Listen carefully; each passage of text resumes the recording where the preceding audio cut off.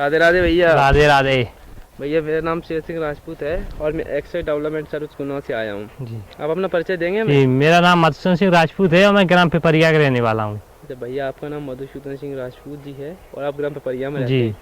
भैया आज आप हमें क्या बताने वाले हैं? आज मैं आपको यह बताने वाला हूँ कि हमारे यहाँ पे आप देखते हैं ज़्यादातर किसान गेहूँ की खेती करते हैं और जो गेहूँ की फसल काटने के बाद जो हमारे खेत में नरवई बचती है उसे वो लोग जला देते हैं। तो उसको जलाने से जो नुकसान होते हैं उसके बारे में आपको आज बताना वाला हूँ। तो मतलब आप हमें बताएंगे कि हमारे देश में गेहूँ काफ़ी जी। लोग उत्पादित करते हैं, गेहूँ को काफ़ी बोया जाता है, तो गेहूँ काटने के बाद हमारे खेत में जो नरवाई खड़ी रह जाती है उसे जलाने से क्या नुकसान होते हैं, क्या हानि उसकी, तो उसके बारे में आप हमें बताएंगे? अच्छा मधुसूदन भैया, तो बताएंगे हमें इसके क्या हानि या नुकसान होते हैं? जैसा आप जानते हैं कि हमारे खेत में जो नरवाई हम जलाते हैं हमारे खेत में क्या होता है कि हमारे लिए जो लाभदायक कीटाणु जीव रहते हैं, जो सूक्ष्म जीव, और ये जो हमारी खेती के लिए नुकसान भी पहुंचाते कुछ वो भी रहते हैं। यदि हम नरवाई को जलाते हैं तो जो हमारे जो नुकसान करते हैं जो जीव सूक्ष्म जीव, उनके साथ साथ में जो हमें लाभ पहुंचाते हैं वो जीव भी नष्ट हो जाते हैं। उस जीव के नष्ट होने से हमारी क्या भूमि की मृदा उपजाऊ शक्ति कम होती जाती है। मतलब भैया आप कह रहे हैं कि हमारी जो भूमि होती है जिस पर हम खेती करते हैं तो उसमें दोनों प्रकार की सूक्ष्म जीव पाए जाते हैं, कुछ हानिकारक भी होते हैं और कुछ लाभदायक भी होते हैं। हानिकारक का नियंत्रण तो हम और तरीके से भी कर सकते हैं, लेकिन जब हम नरवाई जला देते हैं तो हानिकारक के साथ साथ हमारे जो लाभदायक कीट रहते हैं तो वो भी खत्म हो जाते हैं।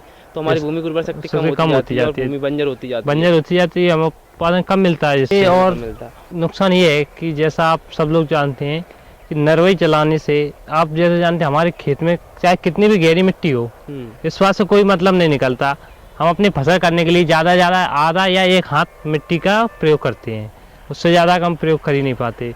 अगर हम नरवाई जलाते हैं तो जो हमारी ऊपरी जो सतह रहती है भूमि की वो जल जाती है और पक्की हो जाती है ईंट की तरह।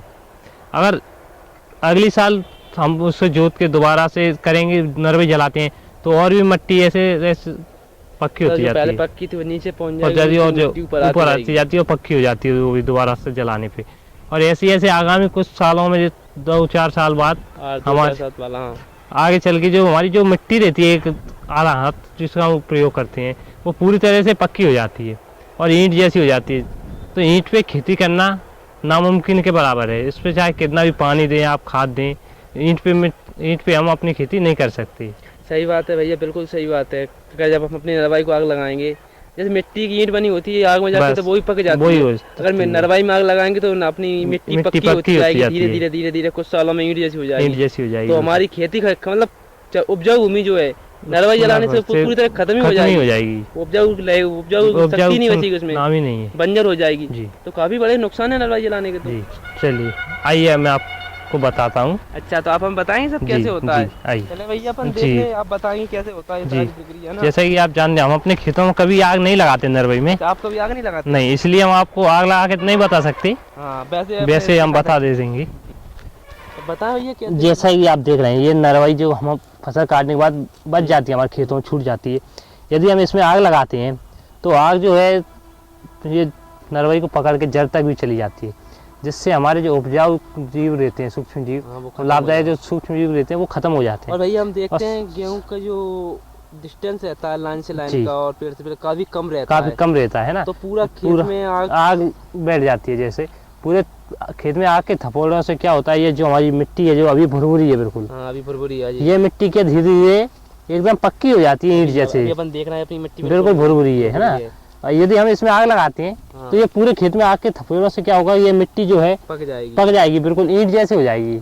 तो इस पे खेती करना बहुत ही मुश्किल, क्या नामुमकिन के बराबर है। धीरे धीरे आग पड़ती रहेगी, तपती रहेगी, आग जलाते रहेंगे वो तपती रहेगी, बस पक्की होती जाएगी। कुछ सालों में बिल्कुल खत्म हो जाएगी, ईंट की तरह हो जाएगी, ईंट की तरह हो जाएगी, जिस पर जैसे हम खेती नहीं कर सकते। खेती करना नामुमकिन ही है उस पे लगभग।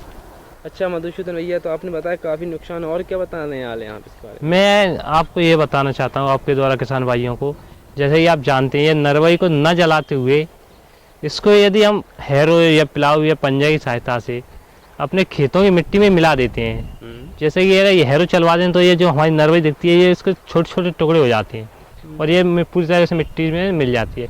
इसके अलावा यदि हम हैरो नहीं चलवा पाते हैं तो पंजे से भी इसको जुतवा कर मिला जा सकता है, जिससे ये ज़मीन में दब जाती है मिट्टी में। और मिट्टी में दबने के बाद जब बरसात आती है तो बरसात में ये सड़ जाती है। सड़ने के बाद ये एक अच्छा खाद के रूप में काम करती है और हमारी मिट्टी जो है ना भुरभुरी हो जाती है और अधिक उपजाऊ हो जाती है। तो ये आग लगाने से जो नुकसान होता है उससे भी हम बच जाते हैं और साथ ही हमें एक शक्ति को भी बढ़ाया जा सकता है, जिससे पैदावार भी अच्छी खासी बढ़ जाती है। मधुसूदन भैया जी, आपने अभी हमें अपनी नरवाई न जलाने के कारण बताया, उसके नुकसान बताए और उसका कैसे प्रयोग किया जा सकता है खाद के रूप में, वो भी बताया। काफ़ी अच्छी जानकारी बताई। ज़्यादातर लोग तो नरवाई को जलाते ही हैं, लेकिन शायद अब न जलाएंगे।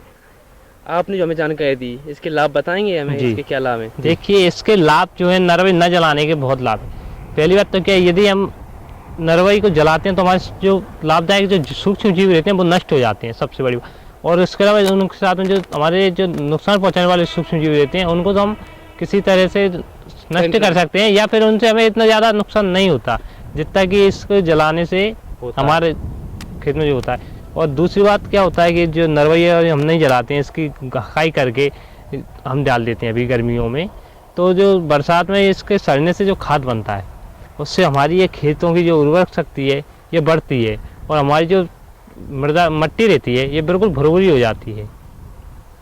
तो काफ़ी अच्छे लाभ है ना नरवाई न जलाने के। अच्छा मधुसूदन भैया, आज आपने हमें जो नरवाई के बारे में इतनी सारी जानकारी दी, उसको नहीं जलाना चाहिए, न जलाने की जगह उसका क्या प्रयोग करना चाहिए, कैसे उसका खाद बना सकते हैं, या वो इसके बारे में हमारे किसान भाई बहनों को आपको संदेश देना चाहिए? जी देखिए, मैं अपने किसान भाई बहनों से यह कहना चाहता हूँ, जैसे आप जानते हमारे पूर्वजों ने हमें जो खेती दी है इसके द्वारा हम अपनी खेती करके इससे अपनी भरण पोषण करते हैं, लेकिन आगे हम जो अपनी नरवाई ये जला के अपने आने वाली पीढ़ियों के लिए जो अपनी बंजर भूमि को बंजर बना देंगे, उसके बाद उनको खाने के लिए कहाँ से अन्न पैदा होगा।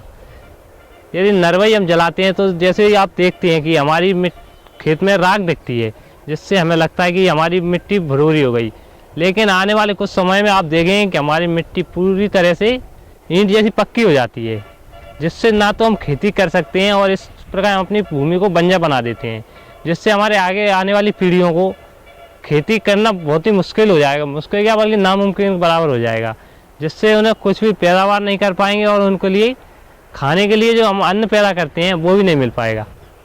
अतः मेरे किसान भाई बहनों से यह निवेदन है कि कृपया नरवाई को न जला के इसे खेत में ही जोत करके या मिट्टी की दबा के इसे खाद के रूप में प्रयोग करें, जिससे हमारी जो भूमि होती है उसकी उर्वर शक्ति बढ़ती है और हमारी जो मिट्टी होती है वो भी भुरभुरी हो जाती है।